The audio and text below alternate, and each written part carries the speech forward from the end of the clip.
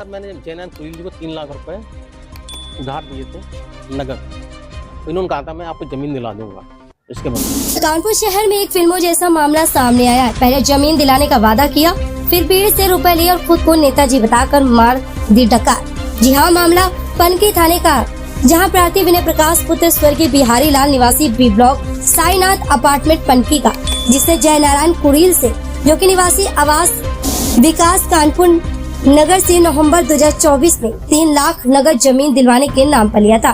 लेकिन काफी महीने बीत जाने के बाद जब विनय प्रकाश ने जयनारायण कुरील से जमीन दिलाने की बात करी तो विवाद हो गया। और जब पीड़ित विनय प्रकाश नेताजी को फोन करते हैं तो नेताजी अपना फोन स्विच ऑफ कर लेते हैं। बड़ी बात यह है कि मौजूदा सरकार में होने के बाद भी उल्टा यहाँ विनय प्रकाश से कहते हैं कि जो करते बने कर लो, जबकि पीड़ित के पास सारे एडवांस होने के बाद भी प्रशासन से कोई मदद न मिलने के बाद पीड़ित थक हार कर मीडिया की शरण में आया है और अपनी बात मीडिया के माध्यम से प्रशासन के कानों तक पहुंचाने का प्रयास कर रहा है। मेरा नाम विनय प्रकाश है। क्या मामला? मामला सर मैंने जयनारायण कुरील जी को 3 लाख रुपए उधार दिए थे नगद। इन्होंने कहा था मैं आपको जमीन दिला दूंगा इसके बदले में। लेकिन इधर कई दिनों से मैं देख रहा हूँ उनके रुख में ये हुआ कि उन्होंने मेरा मोबाइल स्विच ऑफ कर दिया है, मेरा फ़ोन नहीं उठाते हैं। इसके बदले मैंने पनकी थाने में प्रार्थना पत्र दिया। प्रार्थना पत्र देने के उपरांत जब पनकी पुलिस थोड़ी सी सक्रिय हुई तो उनके हस्ते से मुझे 1 लाख रुपये किस्तों में मिला। किस्तों में मिलने के बाद फिर जब मैंने बात करी तो मेरा फ़ोन ही नहीं उठा रहे हैं। और उनका लड़का है मोनू, वो कहता है कि जो तुमको जो करते मैंने कर लो, जो करते मैंने।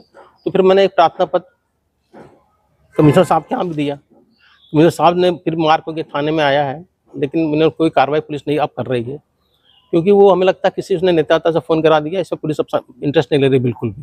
कितने दिन पहले पैसे दिए थे? पैसे मैंने दिए थे उनको लगभग पिछले साल नवंबर 24 में दिए थे। पिछले साल नवंबर 24 में दिए थे। लेकिन उसके बाद वो चेक देते रहते ये घटना यहाँ आती आगे कि उन्होंने चेक की डेट निकल गई और मुझे उन्होंने हाथ से फिर लिख के दिया था कि ये पैसा मैं आपको दे दूंगा, मेरी चेकबुक खो गई है। जब आप कॉल करते हैं तो क्या धमकी देते हैं? धमकी क्या देते हैं कि उसने स्विच ऑफ कर रखा है मेरा एक तरह से मोबाइल, मेरा फ़ोन ही नहीं उठाता है।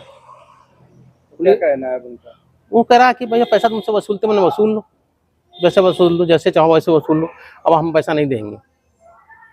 मतलब कोई आश्वासन मिला है? सब पुलिस अब निष्क्रिय हो गई, पुलिस कोई कार्रवाई नहीं कर रही। मैंने इसका IGRS भी किया था। IGRS में कल पुलिस ने रिपोर्ट लगा के भेज दी कि ये सिविल का मैटर है, इस पर हम कोई इंटरेस्ट नहीं लेंगे। ये वो दुनिया रही, पुलिस कोई इंटरेस्ट नहीं ले रही है। उचित कार्य क्या मांग करते हैं? जी, उचित कार्य क्या मांग करते हैं?